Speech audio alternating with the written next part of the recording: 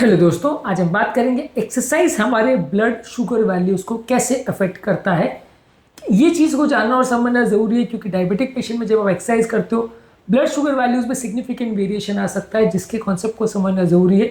अलग अलग तरह की एक्सरसाइज का अलग अलग तरह का इफेक्ट आ सकता है, जिसके कॉन्सेप्ट को यदि हम समझेंगे तो बेटर वे में मैनेज कर सकेंगे। इसको प्रिकॉशंस कैसे हैं और क्या क्या चीज़ें करनी चाहिए डायबिटिक पेशेंट को एक्सरसाइज के दौरान, उस पर अलग हमने वीडियोज़ किए हैं।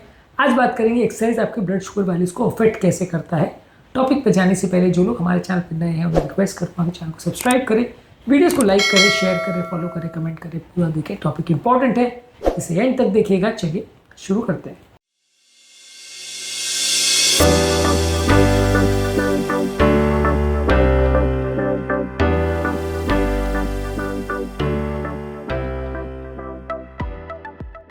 सबसे पहले देखिए, एक्सरसाइज के कई तरह के इफेक्ट हो सकते हैं, शॉर्ट टर्म इफेक्ट और लॉन्ग टर्म इफेक्ट। कई तरह की चीज़ों पर डिपेंड करता है। एक्सरसाइज का टाइप कैसे, एक्सरसाइज का ड्यूरेशन कैसे, एक्सरसाइज की इंटेंसिटी कैसी है, डायबिटीज़ कैसा है, दवाइयाँ क्या चल रही है, ये सारी चीज़ों पर फर्क पड़ता है। एक्सरसाइज का इफेक्ट इन सब चीज़ों पर डिपेंड करता है। हमारे ब्लड ग्लूकोज लेवल पर इसका कैसा इफेक्ट पड़ेगा, इन सब बातों पर डिपेंड करता है। जब कभी भी कोई व्यक्ति एक्सरसाइज करता है तो उसका एक बार तो ब्लड शुगर वैल्यूज़ कम होता है शॉर्ट टर्म में, क्योंकि एक्सरसाइज करने के दौरान हमारी मसल्स को इंसुलिन की ज़रूरत पड़ती है, ग्लूकोज की ज़रूरत पड़ती है, हमारे बॉडी को एनर्जी की ज़रूरत पड़ती है। ये सारी चीज़ों की वजह से हमारे सडनली मसल्स की इंसुलिन सेंसिटिविटी इंप्रूव हो जाती है। मसल्स में जो इंसुलिन को रिस्पॉन्स नहीं कर रहा होता है, इंसुलिन रेजिस्टेंस का पहले प्रॉब्लम हो रहा होता है, वो सडनली अपने आप ठीक हो जाता है। तो एक्सरसाइज करने के दौरान सेल्स के अंदर पर्याप्त मात्रा में ग्लूकोज जा पाता है, जिसकी वजह से हमारा ब्लड ग्लूकोज लेवल कम हो जाता है। यानी उतना ही इंसुलिन अगर बॉडी में रहे तो भी उसका रिस्पॉन्स बेटर हो जाता है। इसकी वजह से ब्लड ग्लूकोज लेवल ड्रॉप होता है और इस तरह का इफेक्ट जो है हमारा 24 से 48 घंटे तक भी चल सकता है। यानी कि अच्छी खासी एक्सरसाइज करने के बाद आपका इंसुलिन सेंसिटिविटी 24 से 48 घंटे तक भी इंप्रूव रह सकता है। Walking, jogging, swimming, cycling, yoga, अलग अलग तरह की एक्सरसाइज में ये इफेक्ट देखने को मिल सकता है।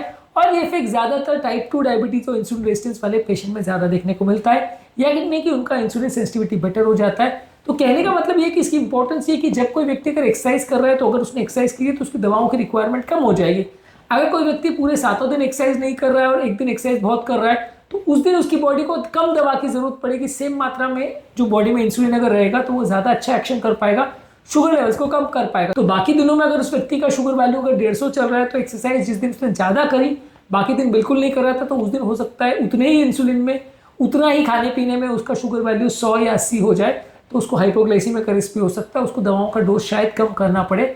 इस एस्पेक्ट को समझना जरूरी है कि अगर आप डेली एक्सरसाइज कर रहे हो तो उसका इफेक्ट सेम रहेगा, पर अगर आप किसी दिन कर रहे हो, किसी दिन बहुत ज़्यादा कर रहे हो, किसी दिन बहुत कम कर रहे हो, तो इसमें अलग अलग टाइम पर अलग अलग वेरिएशन आ सकते हैं, जिसकी वजह से आपका दवाइयों का रिस्पॉन्स और बॉडी का ब्लड शुगर रिस्पॉन्स अलग अलग आ सकता है।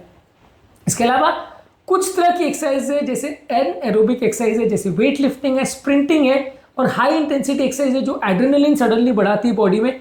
ये थोड़े टाइम के लिए सडनली शुगर वैल्यूज को बढ़ा सकती है।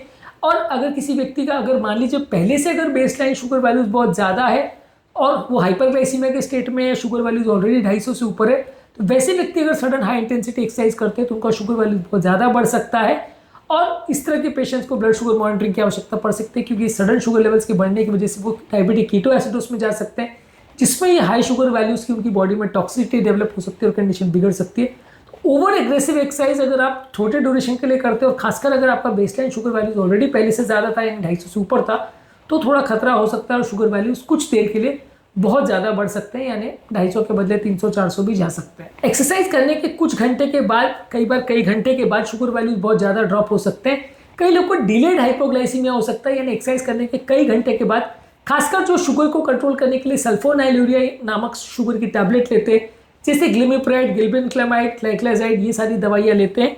अगर इस तरह की कोई दवाई चल रही है और वो व्यक्ति प्रोलॉन्ग्ड और इंटेंस एक्टिविटी करता है, एक्सरसाइज करता है, तो कई घंटों के बाद सडन शुगर लेवल ड्रॉप हो सकता है, जिसकी वजह से एक्सरसाइज करने के तुरंत बाद भले शुगर लेवल्स कम ना हो, कई घंटे के बाद सडन शुगर लेवल्स ड्रॉप होगा और व्यक्ति को हाइपोग्लाइसीमिया के लक्षण हो सकते हैं। तो कई लोग को डिलेड शुगर रिस्पॉन्स या डिलेड हाइपोग्लाइसीमिया हो सकता है हाई अग्रेसिव इंटेंसिटी एक्सरसाइज करने के बाद, खासकर जो लोग सल्फोनाइलूरिया ग्रुप की मेडिसिन डायबिटीज़ को कंट्रोल करने के लिए ले रहे हैं। अलग अलग व्यक्ति में कौन से टाइप की डायबिटीज़ है उस पर डिपेंड करेगा कि उसका रिस्पॉन्स एक्सरसाइज के हिसाब से कैसा होगा।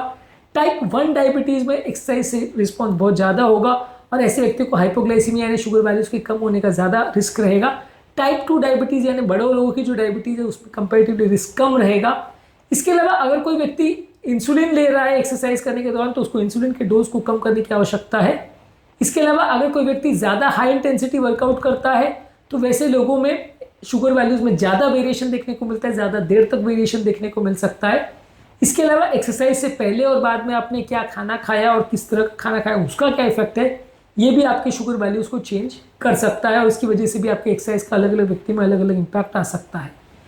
ओवरऑल कुछ इसमें टिप्स भी हैं आपके लिए कि मान लीजिए अगर किसी व्यक्ति का अगर एक्सरसाइज को करनी है, उसका ब्लड शुगर वैल्यूज अगर 100 से बेसलाइन नहीं कम है और उसको अग्रेसिव इंटेंसिटी एक्सरसाइज करनी है तो एक्सरसाइज करने से पहले उसको थोड़ा सा स्नैक कुछ खा लेना चाहिए, नहीं तो शुगर वैल्यूज के बहुत ज़्यादा कम होने का रिस्क रहेगा, हाइपोग्लाइसीमिया जाने का रिस्क रहेगा। तो आप एक्सरसाइज करने से पहले थोड़ा कुछ ग्लूकोज का स्नैक या कोई प्रोटीन का बार या कैंडी इस तरह का कुछ खा लीजिए ताकि शुगर बहुत ज़्यादा कम नहीं हो और हाइपोग्लाइसीमिया की थोड़ी तैयारी रखें।